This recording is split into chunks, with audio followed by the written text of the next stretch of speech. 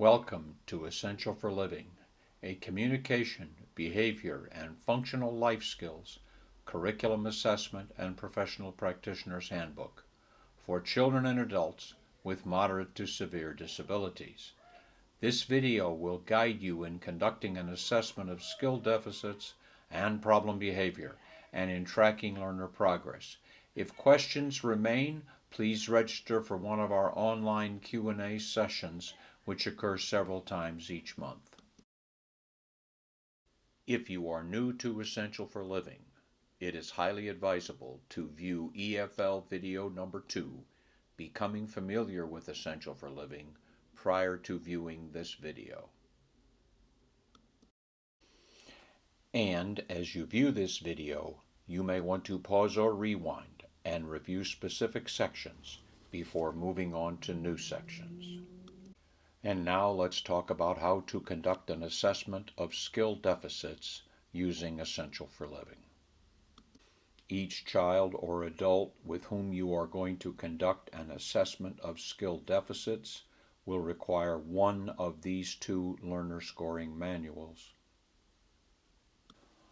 Either the Assessment and Record of Progress Manual, the white manual with the blue band on the left, also known as the ARP Manual or the All Skills Learner Scoring Manual, which includes all 3,000 skills that are part of Essential for Living.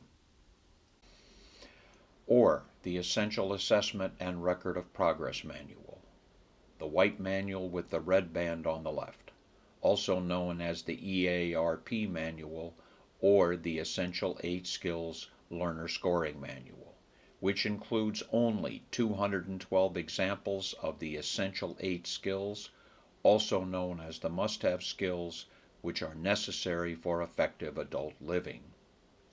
All of the skills in this manual are also included in the All Skills Learner Scoring Manual, so that only one of these two manuals is necessary for each learner. With Essential for Living, an assessment begins by looking at specific skill deficits rather than overall performance levels. This helps us focus on where instruction should begin and with what specific skills it should begin. The outcome of an Essential for Living assessment of skill deficits is not a description of performance levels with scores for each level, but is a list of skills that must be acquired for a learner to function effectively as an adult and to experience fulfillment in their personal life, their family life, and their life in the community. An Essential for Living assessment of skill deficits includes 4 activities. Activity 1, completing the Essential for Living quick assessment and noting deficits in the Essential 8 skills and other skills in the instrument suggested by the responses of people who were interviewed during this activity.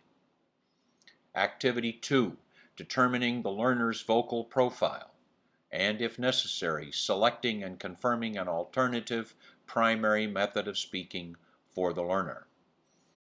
Activity 3, scanning the Essential 8 skills and other skills in the instrument and noting possible skill deficits.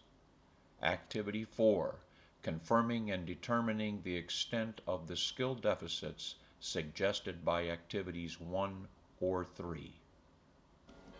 Activity 1, completing the Essential for Living quick assessment and noting deficits in the Essential 8 skills and other skills in the instrument suggested by those who were interviewed. The Essential for Living quick assessment, which is part of Activity 1, is described in Chapter 5 of the Essential for Living Handbook and found on page 18 of the ARP Manual. That's the white manual with the blue band on the left, also known as the All Skills Learner Scoring Manual. An abbreviated form of the quick assessment, which includes only the Essential 8 skills, is found on page 5 of the EARP Manual. That's the white manual with the red band down the left, also known as the Essential 8 Skills Learner Scoring Manual. Now, as we begin to describe the quick assessment, you will want to have one of the manuals open to the appropriate chapter or page. The Essential for Living Quick Assessment is used to interview one or more individuals who have spent a considerable amount of time with the learner and who may be able to provide information which suggests possible skill deficits for that learner. If the person conducting the assessment is that person, they can interview themselves. The quick assessment is typically used when a person is conducting one of their first few assessments and is not yet familiar with Essential for Living, or a person does not know a learner well, or the learner exhibits frequent and intense aggressive, self-injurious, or destructive behavior, and conducting an assessment is challenging at best. The Essential for Living Quick Assessment contains 16 questions, the answers to which may suggest specific skill deficits in a given learner. Now let's look at one of the items on the quick assessment. This item is entitled Making Requests. Note the description of the item, the tendency to make requests for highly preferred items and activities. When you come to this item, paraphrase this description and ask one or more of the people you are interviewing, or ask yourself, does this learner make requests for highly preferred items and activities? Then, note the responses of the people you are interviewing or your own response. Let's say that the responses resembled the following. This learner makes requests by leading others to what he wants. Then you would examine the 4 options under this item and determine which option most closely resembles the responses of those you interviewed or your own response. Then you circle this option and note that this response suggests specific skill deficits for this learner. These skill deficits are R1 to 5, R6, and R7 to 8. Then you complete the other items on the quick assessment, and you have a list of possible skill deficits suggested by Activity 1, the quick assessment. And you can summarize the results of the quick assessment by using the diagram at the beginning of the quick assessment, which is on page 18 in the All Skills Learner Scoring Manual and page 5 in the Essential 8 Skills Learner Scoring Manual.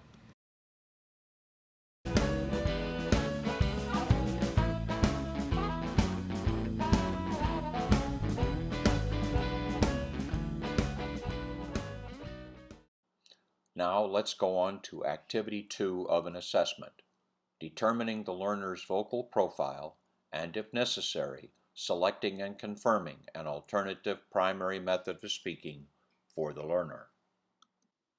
Activity 2 was designed for children and adults with a limited repertoire of spoken words or no spoken words at all. This includes learners who are often described as either echolalic or nonverbal, and learners with no method of speaking, or those who have been provided with an alternative method which is ineffective, that is, which does not permit them to easily, efficiently, and continuously make requests for preferred items, activities, places, and people. Chapter 6 of the Essential for Living Practitioner's Handbook and Activity 2 were co-authored by Janine Shapiro, a speech-language pathologist and behavior analyst. Essential for Living is the only curriculum or assessment instrument on the market today that includes such a chapter. As we begin to describe Activity 2, you will want to have your Essential for Living Handbook, the Gray Manual, open to Chapter 6, page 47. Activity 2 will begin by helping you determine when to select saying words that is spoken words, as a learner's primary method of speaking, and when to select an alternative primary method. Making this decision is accomplished by aligning your learner with one of 6 vocal profiles, based on that learner's repertoire of spoken words and spoken word repetitions, and the extent to which these repertoires are understandable.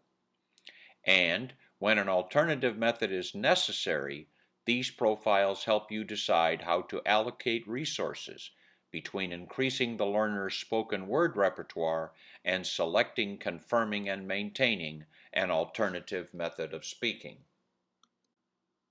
These 6 vocal profiles are as follows. Profile 1, typical spoken word interactions and spoken word repetitions.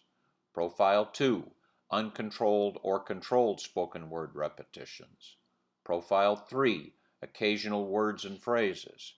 Profile 4, uncontrolled or controlled spoken word repetitions that are not understandable. Profile 5, occasional words that are not understandable. And Profile 6, noises of few sounds and syllables.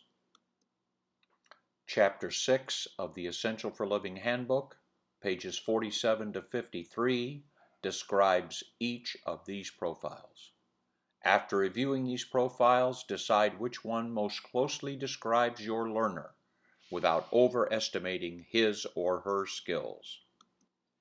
If your learner can be aligned with profiles 1 or 2, her or his primary method of speaking, at least for the time being, should be saying words, that is, spoken words. If your learner should be aligned with profiles 3, 4, 5, or 6, an alternative method of speaking should be selected and tested to determine if it is effective. And Activity 2 will help you do this. You begin the selection process by determining the learner's sensory skill and behavioral repertoires, which are described on page 55 of the Essential for Living Handbook and the next few frames of this video.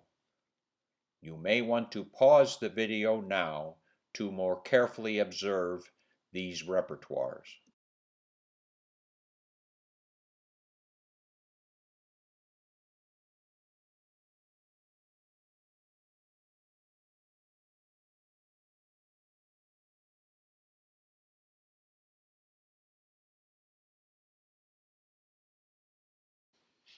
After determining these repertoires, they should be entered in the selection diagram, an acetate insert that is included with the Essential for Living Handbook. A sample diagram with repertoires is shown in the next few frames of this video. You may want to pause this video to more carefully inspect this diagram and these repertoires.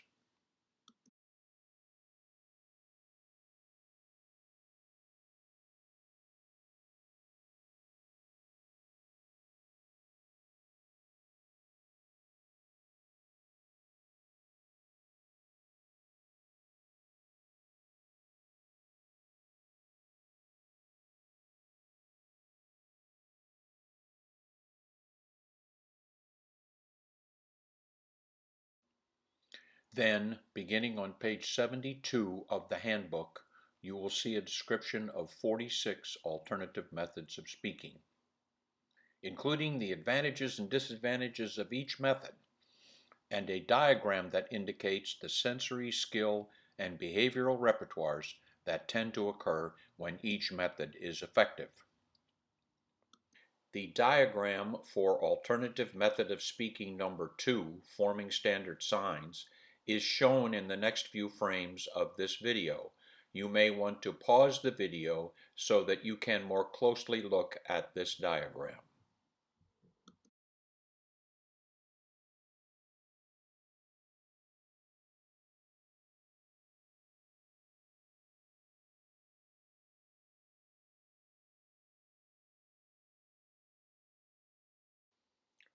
These diagrams also include the advantages of saying words, that is, spoken words, that are retained by each method. The next few frames of this video include a description of each one of these advantages and a diagram for alternative method of speaking to forming standard signs. You may want to pause any time during the next few frames so that you can review these advantages and this diagram carefully.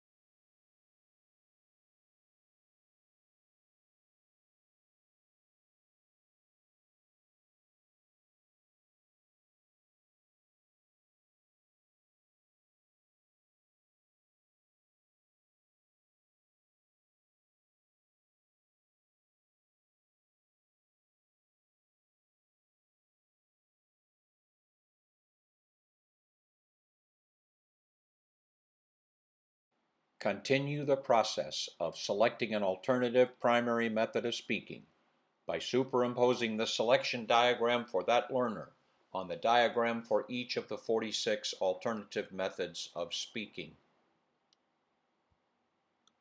As you will see in the next few frames of this video, the selection diagram for a learner has been superimposed on the diagram for alternative method of speaking to forming standard signs. You may want to pause the video again here so that you can more closely inspect this diagram.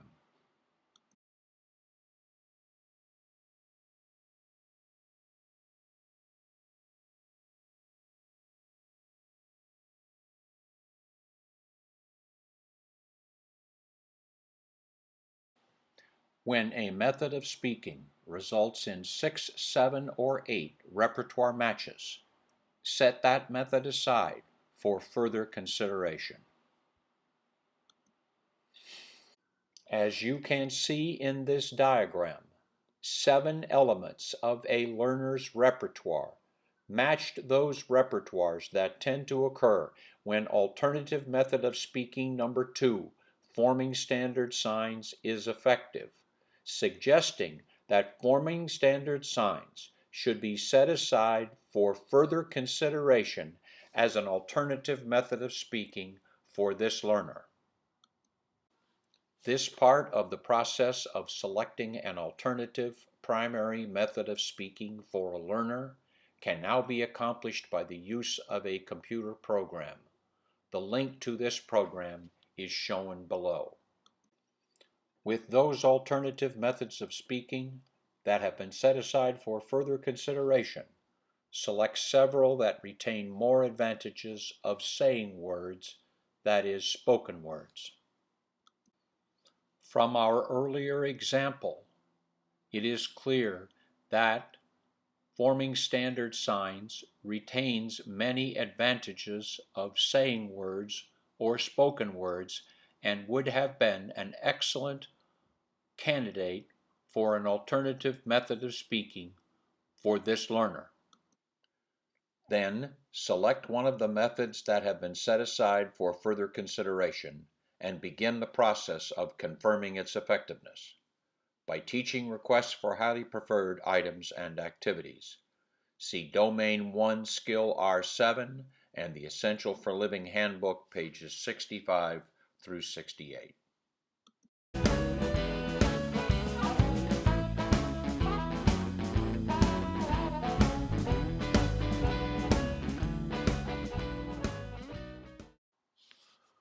Now let's go on to Activity 3 of an assessment, scanning the essential 8 skills and possibly other should-have and good-to-have skills, and noting possible skill deficits if you are familiar with Essential for Living and the learner with whom you are working.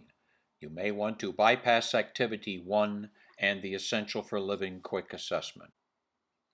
And instead, with one of the learner scoring manuals, you may want to scan and select skills that, from your experience with the learner, suggest possible deficits in her or his repertoire.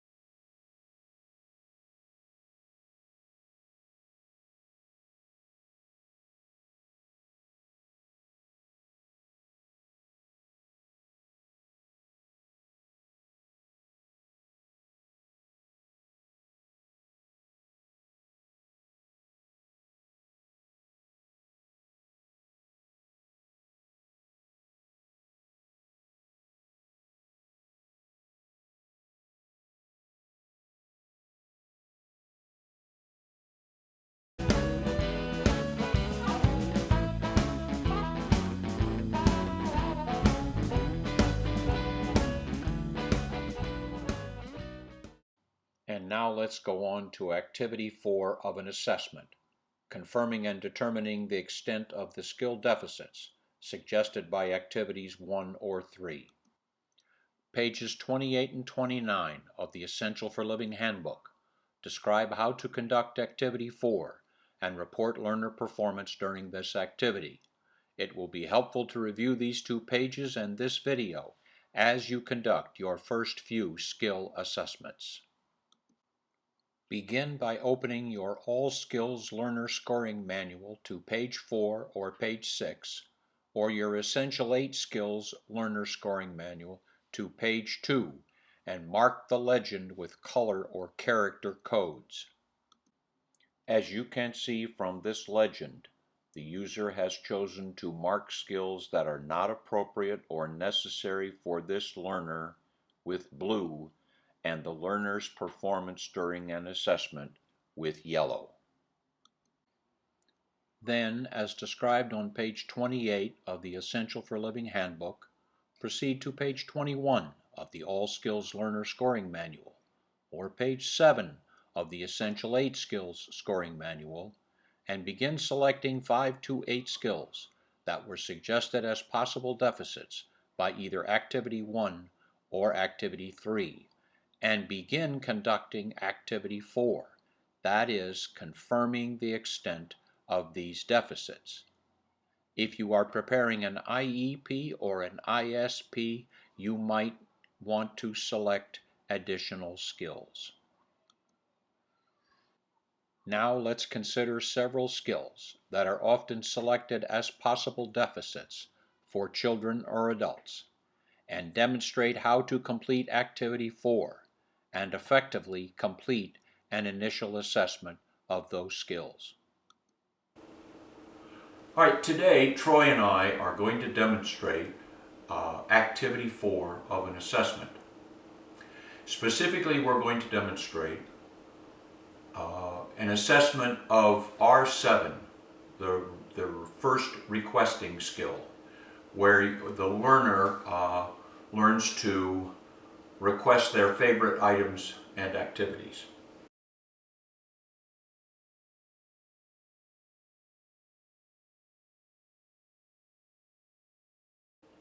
Now, in order to assess this particular skill, you have to know the learner's preferences, things that they like and tend to want to be around. So those skills are R1 to R5 and Essential for Living, and for purposes of this demonstration, we will assume that those 5 skills have already been assessed, and it has been determined that chocolate chip cookies are one of Troy's preferences, among other things. So now we're going to demonstrate how you would do an initial assessment of Troy's skill at requesting cookies. Now, in order to do this, another thing is essential, and that is that Troy have an effective method of speaking. Some learners come to us with spoken words and they're quite effective. Others come to us with alternative methods of speaking, which they use very effectively and efficiently. But many learners come to us with no effective method of speaking, or no method that's effective and efficient. In this case, for this demonstration, Troy came to us with no effective method of speaking. We then conducted the procedures in Chapter 6 of Essential for Living, what is also known as Activity 2 in an assessment. And when we completed those procedures, it was determined that AMS 3, Alternative Method of Speaking 3, Idiosyncratic Signs, was a method that might be quite effective with Troy based on his current skill repertoire. So that is the method that we are going to try with him, and we're going to use it during this assessment. Now, also, in order to conduct this assessment, Troy would not only have to prefer cookies, but he has to want them at the moment. Otherwise, we'd be teaching him to request something he doesn't want at the moment, which wouldn't make much sense at all. So now to determine that, I'm going to hold out the cookie here, the piece of cookie, and if Troy reaches for it and grabs it, I'll give it to him, and that suggests now that he wants cookies, so we can proceed with the assessment. All right, now we'll start with the assessment first off by holding out a piece of cookie like this, all right, waiting for him to reach for it, okay?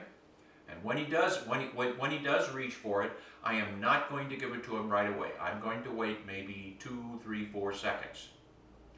If within that short period of time he were to hit his head, punch himself, bite himself, anything like that, or if he were to exhibit aggressive behavior like hit me or try to bite me or push me or something to that effect, okay, then I could not mark the first box on the assessment, which was -SA, which designates no self-injurious or aggressive behavior. So if any of that were to occur, I could not mark that first box. And the rule in an assessment is, when you come to a box you cannot mark, the assessment is over. So if that all happened, the assessment would be over. I would go mark the IA box to indicate the assessment was over, and I would proceed to the assessment of another skill.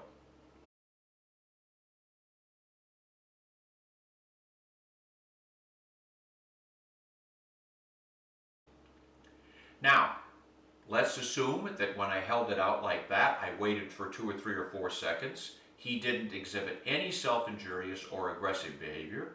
Then I would simply give him the cookie, and I would mark the -SA box to indicate he exhibited no self-injurious or aggressive behavior.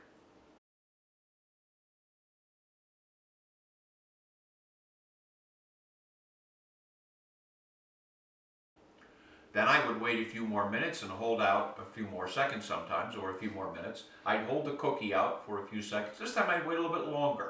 Wait maybe 6, 7, 8 seconds. If there's no self-injurious or aggressive behavior, but there is substantial disruptive behavior or complaining, something to that effect, which is pretty substantial, then I would not be able to mark the next box, which is -DC, no disruptive behavior or complaining. So if that were to happen, the assessment would be over. I would go mark the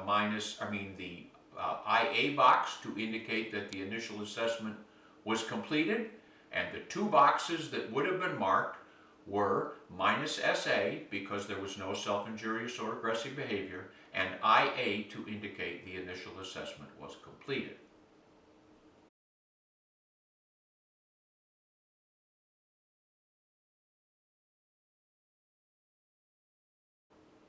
All right, now let's say that I held it out, and the first time there was no self-injurious or aggressive behavior. I held it out a little longer the second time, no disruptive behavior or complaining. Then I would give him the cookie again, all right? This time, then I would go mark the -DC box to indicate no disruptive behavior or complaining.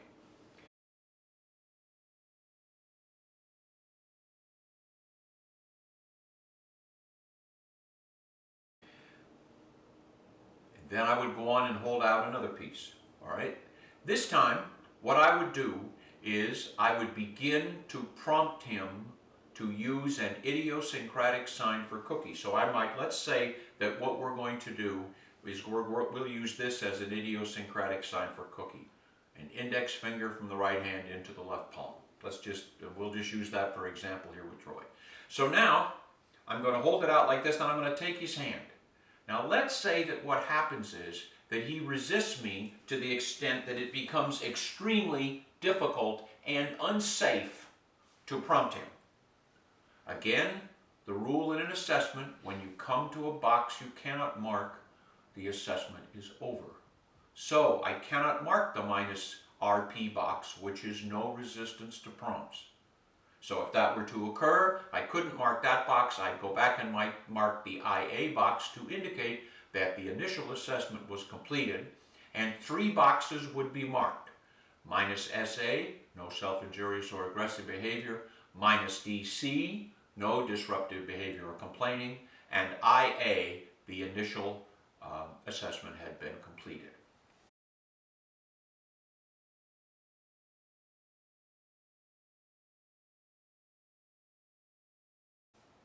All right, now let's go back. Again, let's assume there was no self-injurious or aggressive behavior, no disruptive behavior or complaining. And this time, when I held it out and when I started to prompt him, he did not resist the prompt. He did not, see? And so I took his hand and I opened his, first off, I'll start the sign. We'll say the sign's going to go like this. So we're going to do it in exactly the same sequence, then get his index finger and go over here. And I was able to do the entire thing and prompt it. All right? Now, then what I would do, and of course I would give him the cookie, all right? Because we prompted the sign, fully prompted it. Then you'd look at your scoring manual and say, okay, there was no resistance to prompts, so the minus RP box can be marked. Okay? What also happened is he made the sign with a full prompt, so the next box can also be marked FP, indicating he did it with a full prompt.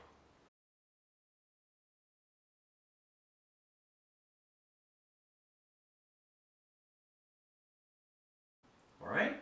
Now, I would hold out another piece of cookie. Now this time, what I would do is give him a partial prompt, the next box being PP. So we could do a partial prompt in a whole lot of different ways. But let's say what I did is I put this out here and put his hand up just like this and just like. And if nothing happens, which with a brand new sign that he is just learning is highly likely to occur, then you would not be able to mark the PP box for partial prompt. You would go mark the IA box for the initial assessment is completed, and the assessment would be over, and I'd probably just give you the cookie. There you are. And your assessment would be over.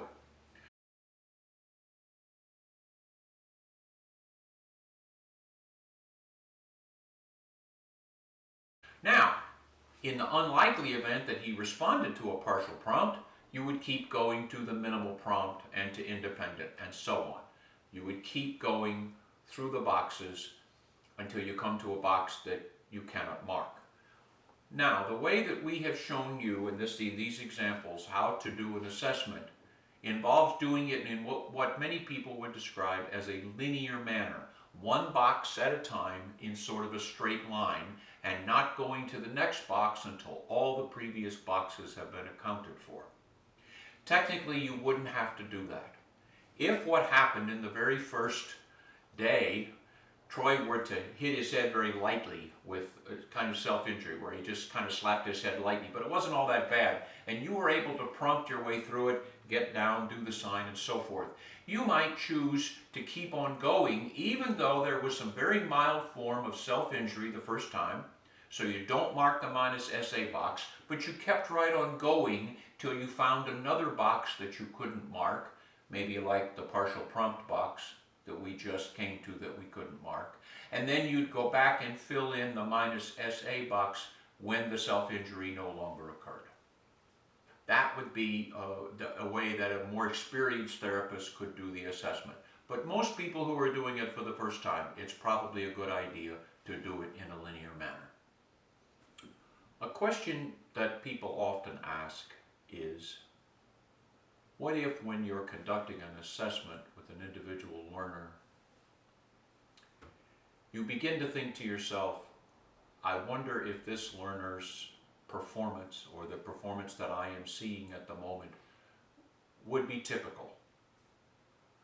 And if you suspect that it might not be typical and that the learner might respond differently at different times of the day in slightly different circumstances or with a different individual conducting the assessment, then you might want to conduct the assessment that you saw Troy and I demonstrate 3 or 4 times over a several day period. And in your scoring manual, record the learner's worst performance across the 3 or 4 or 5 times that you conducted the assessment. Sometimes in conducting activity 4 as part of an assessment of specific skills, the learner's performance will suggest that other skills may need to be worked on as well. If when you are teaching a learner to use signs or idiosyncratic signs and you take their hand and you do it and you get enormous resistance, so for instance that during an assessment of teaching Troy how to request cookies with idiosyncratic signs, and I took his hand and tried to prompt it, and the resistance was substantial such that it wasn't safe to keep going with it, it suggests that there's another skill deficit there, and it's in the tolerating domain. It's BHI 5, tolerates physical prompts or physical guidance.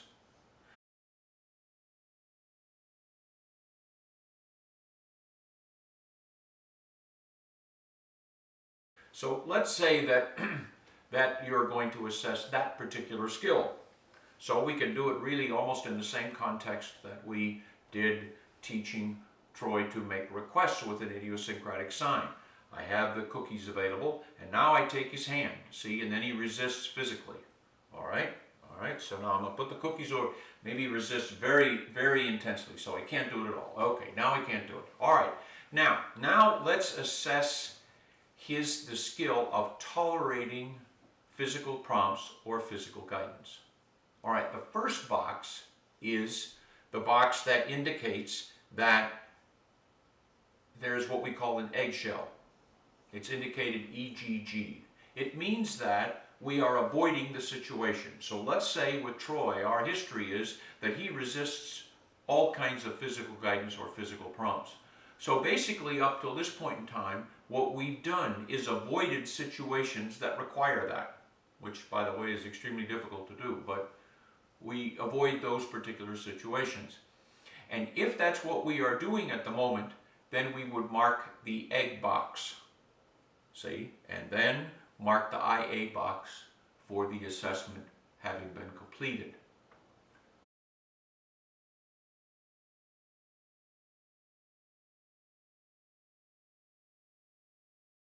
Now, let's say that we're not avoiding it, all right? Then we would mark the egg box and the minus egg box, indicating we are not avoiding the situation.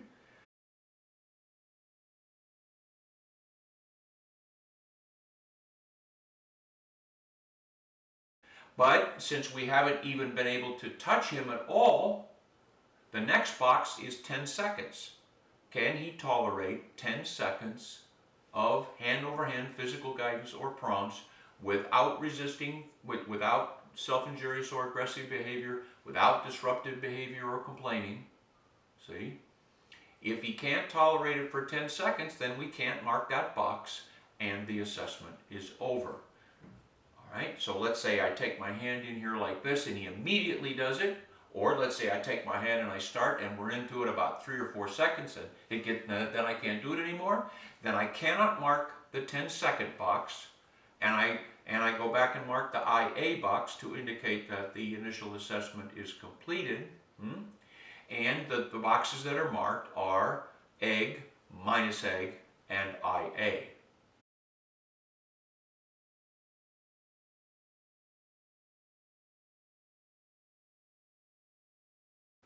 Now, let's say that when I take my hand to do the physical prompting, I do it like this, and I can do it for about 10 seconds, right? And then when I start in here, then I get the resistance. See? So I can do it for up to 10 seconds, but not longer than that. All right, then what would happen is you'd mark the 10-second box. The assessment would be over, and then you would go back and mark the IA box, and in that case, the boxes that would be marked would be egg, minus egg, 10 seconds, 10S, and IA.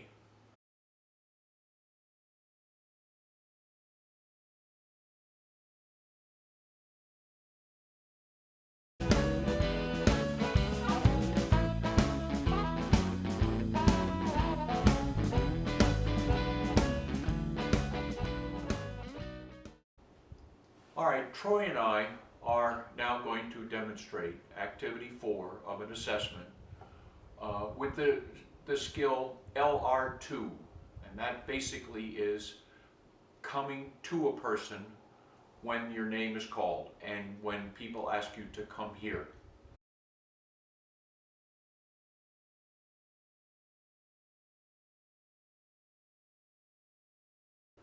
So we're going to put Troy in the circumstance in which that would be expected to occur, meaning he is someplace in a residence or a school and someone needs him to come and walk with them or join them. Now we're going to begin the assessment. And what I'm going to do is, this is a circumstance in which I want Troy to come and go with me to another part of the building or to join a group. So I'm going to say like this, I'm going to just give him the direction. Troy, come here. Okay. Now, if when I give him that direction, he hits himself, or he would reach out and hit me pretty substantially, like that, see? If he would, first off, he exhibits either self-injury or aggression, then what I cannot mark even the first box, which is minus SA. I cannot mark that box. I go mark the IA box and the assessment is over.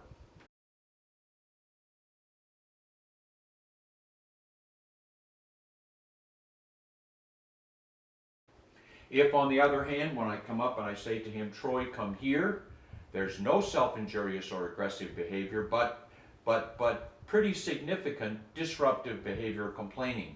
So maybe he drops down on the floor, yells, or he just, yeah, there you go, like that, see, like he's like demonstrating to me, no, I'm not going, see, like that, all right? So, very, very disruptive. So then what would happen is I couldn't mark the minus DC box. I would mark the IA box. The only two boxes that would be marked would be minus SA and IA boxes, and the assessment would be over.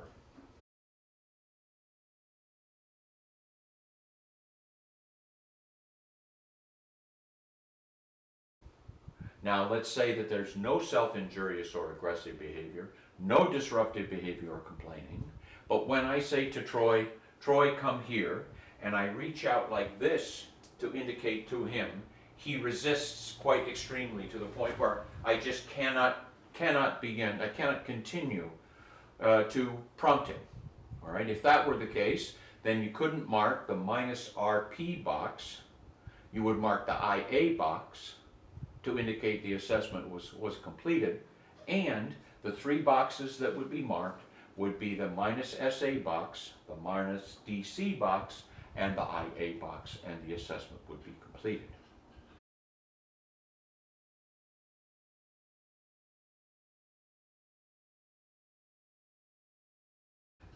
Okay.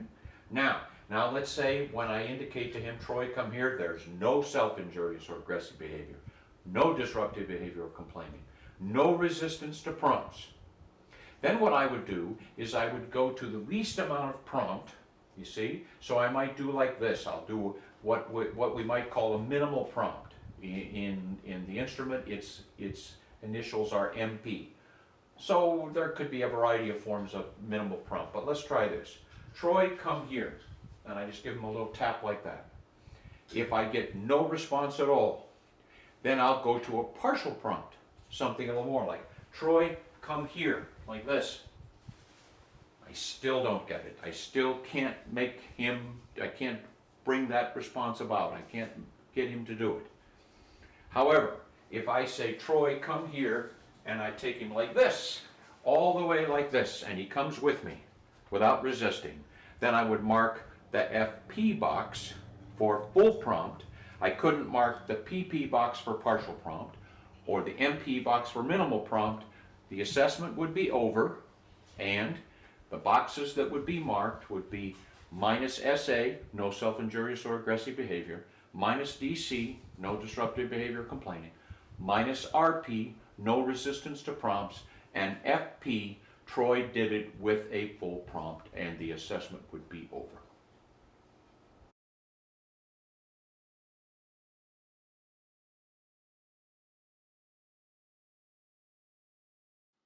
This concludes our description and demonstration of an assessment of skill deficits.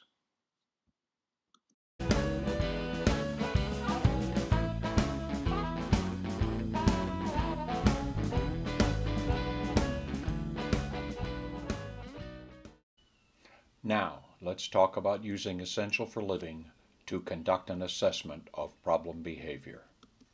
First of all, let's talk about a descriptive assessment.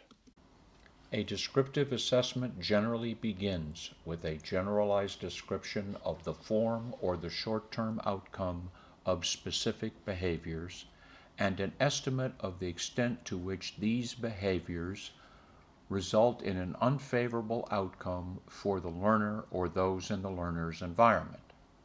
That is, are the behaviors self-injurious, aggressive, destructive, disruptive, or repetitive, and to what extent do these behaviors result in a problem for the learner or those in the learner's environment?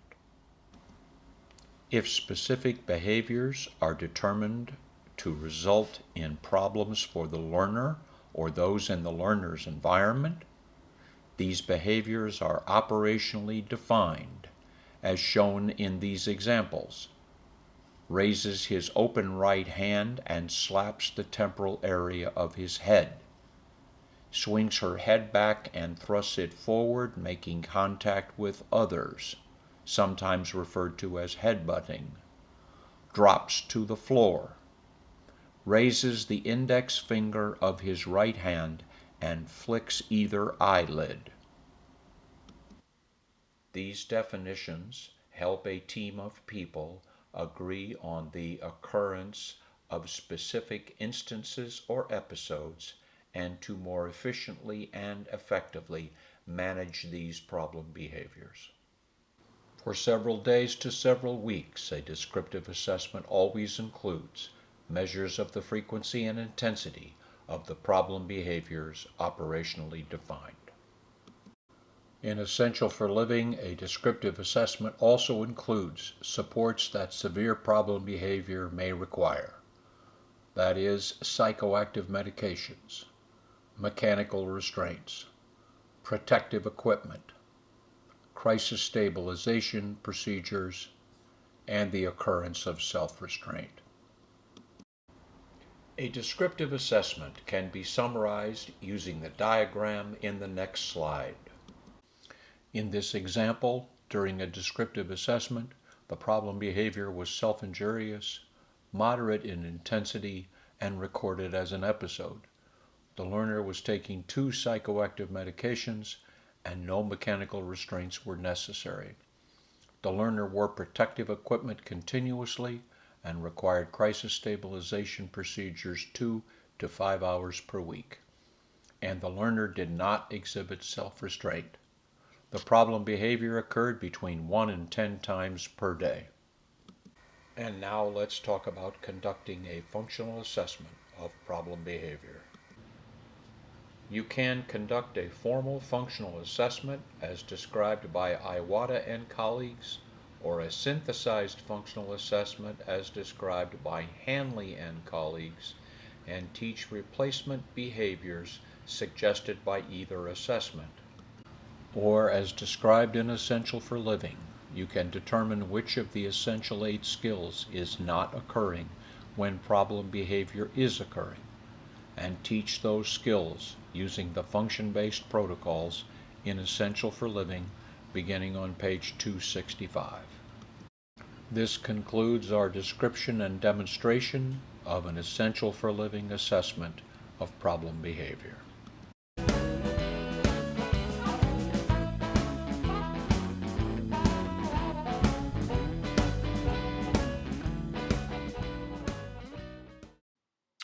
Now we will describe and demonstrate how to track learner progress with respect to specific skill deficits. Return to a learner's All Skills Scoring Manual, page 4 or page 6, or Essential 8 Skills Manual, page 2. Designate a period of instruction and mark the legend with appropriate color or character codes. To more carefully observe the following legend, you may want to pause the video. As you can see from this legend, which is consistent with a legend previously shown in this video, the user has chosen to mark skills that are not appropriate or necessary for this learner with blue, and the learner's performance during an assessment with yellow. The user has indicated that the periods of instruction are 1 school year, and has chosen to mark learner progress during the first school year with green. Now you are ready to begin teaching using one of the protocols that are part of the Essential for Living Handbook, starting on page 265, or using procedures of your own choosing, and recording learner progress. As you may have noticed during an assessment of skill deficits, Essential for Living, like no other instrument, permits users to record small increments of learner progress. Let's look at an example of teaching requests. As we look at this example, you may want to pause the video from time to time. As you can see from this example, the first 3 performance levels indicate whether or not problem behavior or resistance to prompts is occurring. The next 4 performance levels indicate the extent to which prompts are required. The next 4 performance levels indicate the extent to which generalization has occurred. And the last performance level indicates whether or not the skill has been maintained over time.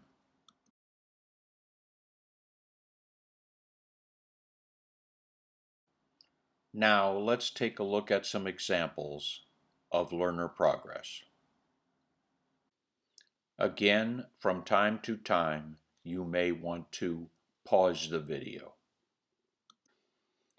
In the first example, the skill is R7, which is the first requesting skill in Essential for Living, and the example is cookies. During the initial assessment, the learner did not exhibit self-injurious or aggressive behavior, but did exhibit disruptive behavior or complaining. Then the first instructional period began, and now the learner no longer exhibits disruptive behavior or complaining, but continues to exhibit resistance to prompts.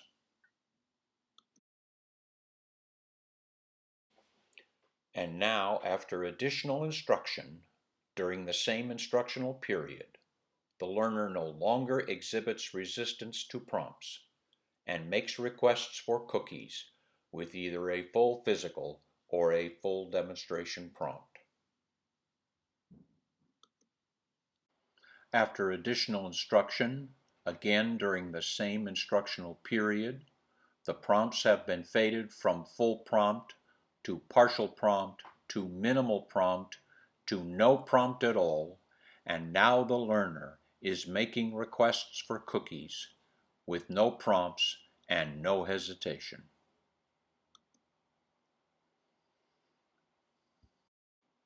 As instruction continued during the same instructional period, staff began to notice that the learner was waiting for a minimal prompt rather than making requests for cookies without prompts at all. This performance deterioration was noted in the learner scoring manual. Then staff introduced teaching procedures designed to reverse this deterioration.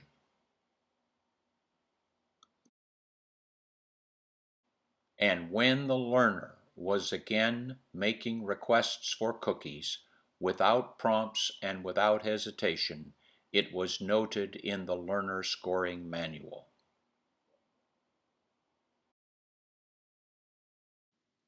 And after additional instruction during the same instructional period, the learner is now making requests for cookies without prompts, fluently, in two settings, in the presence of either of two people, when motivating events are weak, and when the cookies aren't in the present environment.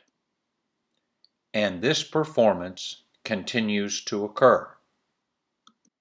In summary, for this learner, requesting cookies occurs without prompts, occurs fluently, has been generalized across relevant situations, and has been maintained over time. Now let's move on to another example. This is skill LR2, moves toward and stands or sits next to an instructor, care provider, or parent when directed to do so. That is, in response to the direction, "Come here." As you can see, during the initial assessment, the learner did not exhibit self-injurious or aggressive behavior, did not exhibit disruptive behavior or complaining, but did exhibit resistance to prompts.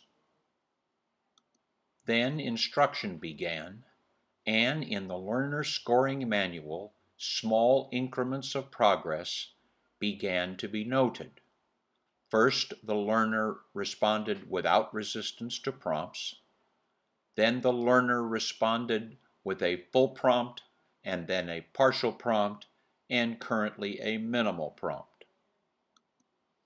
And now the learner will require teaching procedures designed to fade the minimal prompt and to teach him to respond in two settings and in the presence of either of two people.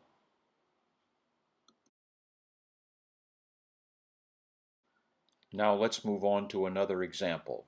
DLS AHS 7 does not turn on hot water before cold water. This is a daily living skill that involves avoiding a harmful situation. As you can see, during the initial assessment, the learner did not exhibit self-injurious or aggressive behavior, did not exhibit disruptive behavior or complaining, and did not resist prompts. The learner turned on the cold water first with a full physical prompt, but did not do so with a partial physical prompt.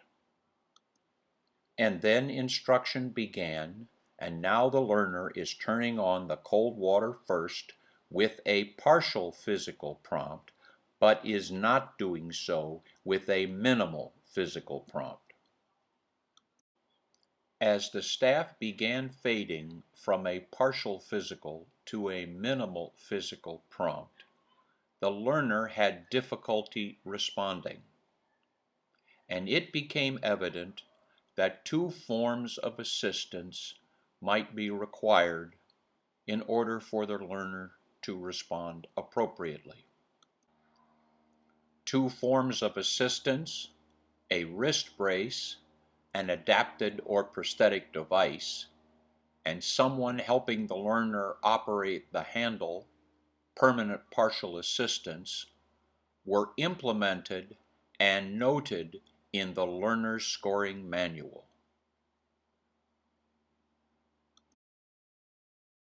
When these two forms of assistance were added, the learner began to turn on the cold water without assistance beyond these forms, and the learner's response was indicated as independent with these forms of assistance, and so noted in the learner scoring manual.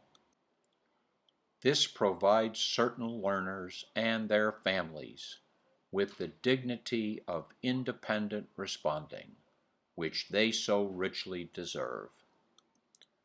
This also provides information for future teachers and care providers so that they might be aware of the supports that these learners require.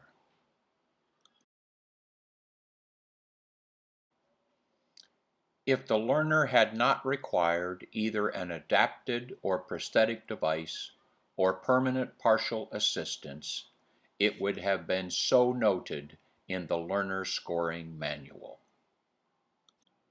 Then, if the learner were turning on the cold water, such that the water was flowing, and it was always cold and not lukewarm, then the critical outcome of this skill would have been achieved and would be so noted in the learner scoring manual. And this diagram indicates that in the next instructional period, the learner turned on the cold water before the hot water reliably in 2 settings and in the presence of either of 2 people, and this skill had been maintained over time without deterioration. Let's go on to one last example. BHI 5, tolerating touch, physical guidance, or physical prompts. This is a very important skill for many of the children and adults for whom Essential for Living is intended, as many of these individuals do not exhibit imitation skills and must be physically guided as they learn new skills. In this example, during the assessment, the teachers and care providers who worked with this individual were avoiding this situation because of problem behavior that had consistently occurred in the past. But after instruction began, they no longer avoided the situation and were able to teach the learner to tolerate touch, physical guidance, or physical prompts reliably for 10 seconds. Then, after additional instruction, during the same instructional period, they were able to teach the learner to tolerate touch, physical guidance, or physical prompts for the customary duration of these activities. And this tolerating skill maintained over time without skill deterioration.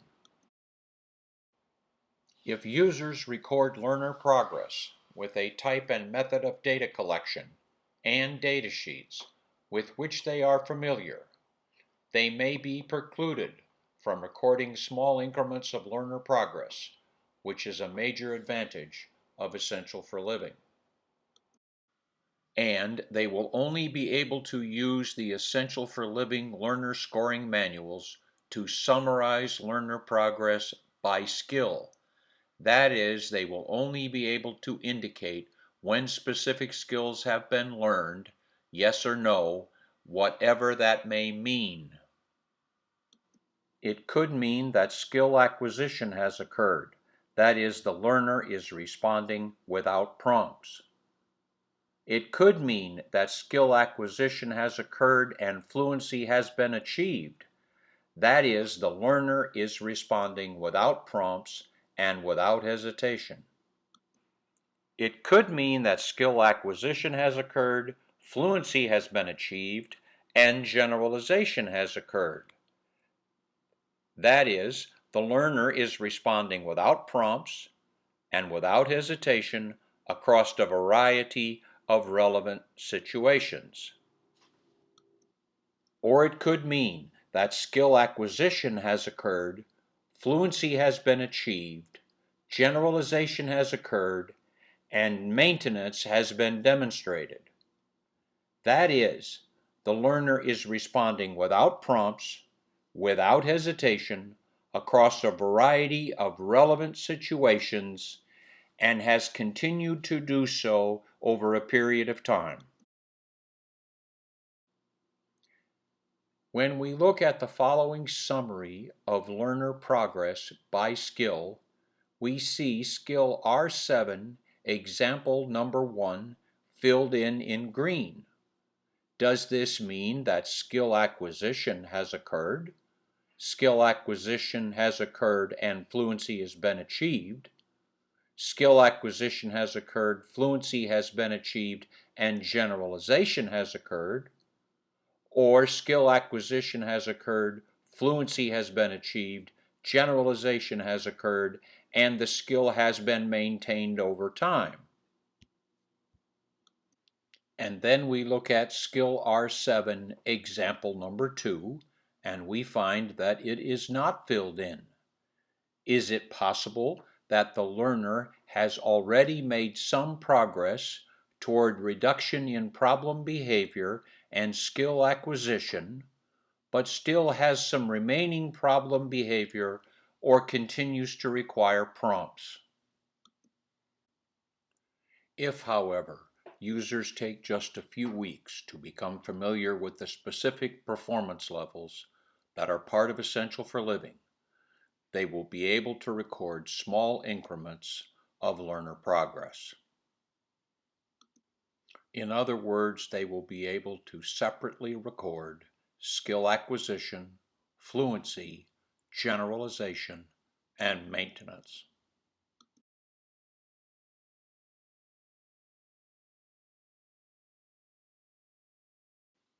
And summarize this same information.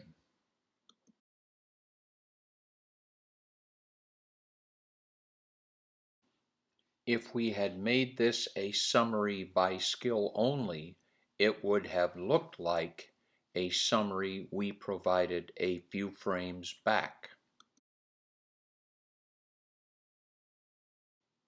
But enough of that. A summary of learner progress by skill and performance level is so much more useful.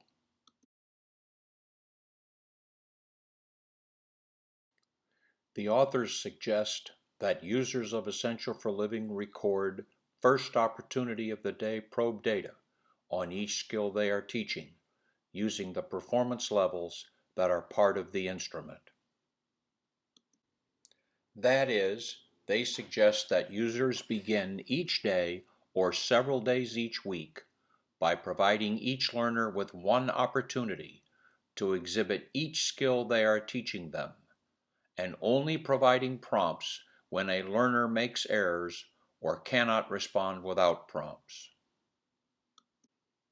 Some people refer to these opportunities as test trials, as opposed to teaching trials when errorless prompts might occur before a learner responds.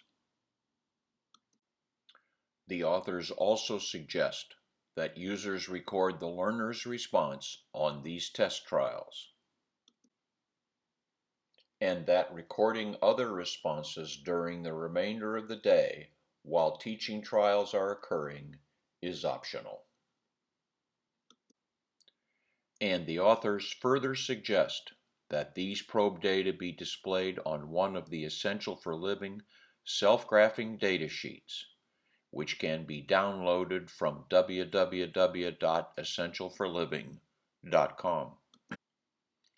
These self-graphing data sheets include the same performance levels as the learner scoring manuals. And as you can see, as the learner demonstrates progress, the data points head upward. But many people prefer trial-by-trial data collection and the conversion of these data into a percent correct measure. To accommodate this preference, the self-graphing data sheets are available in a format that users can modify. And then about once per month, with a criterion of 3 consecutive data days at a specific performance level, or a criterion of their choosing, users should transfer information from the self-graphing datasheets to the items and the summary pages in the All Skills or the Essential 8 Skills Learner Scoring Manual.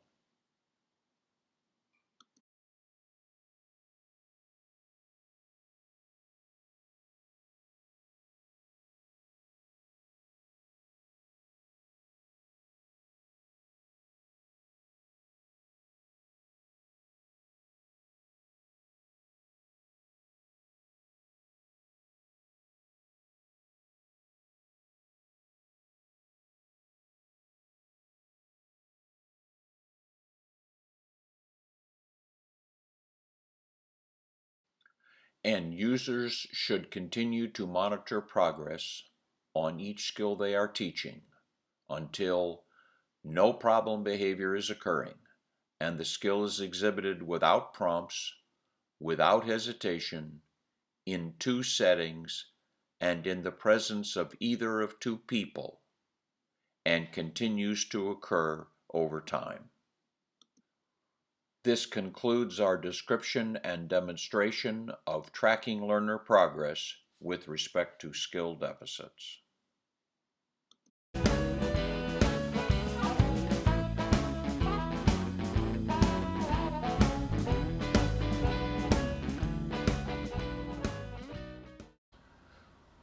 Now let's talk about tracking learner progress with respect to problem behavior and the supports these behaviors might require.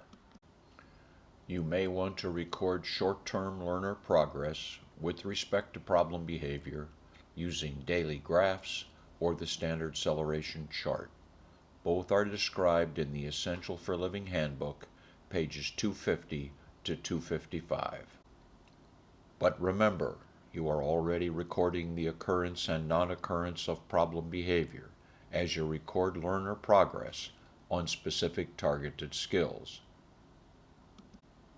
You can record long-term learner progress with respect to problem behaviors and the supports these behaviors may require using the following diagram, which was previously introduced and which is described on pages 26 to 27, 30 to 32, and 255 of the handbook. In this example, during a descriptive assessment, the problem behavior was self-injurious, moderate in intensity, and recorded as an episode. After 1 year of instruction, the behavior is now mild in intensity. During the assessment, the learner was taking 2 psychoactive medications, required no mechanical restraints, and wore protective equipment continuously. After 1 year of instruction, none of these situations has changed. During the assessment, the learner required crisis stabilization procedures 2 to 5 hours per week. After 1 year, the learner is requiring this support only 1 to 2 hours per week. The learner has never exhibited self-restraint, and the frequency of the problem behavior is now less than once per day. And this concludes our Essential for Living video number 3. Conducting an assessment of skill deficits and problem behavior, and tracking learner progress. Thank you for joining us. Remember to go to our website, essentialforliving.com, for more information, materials, and resources.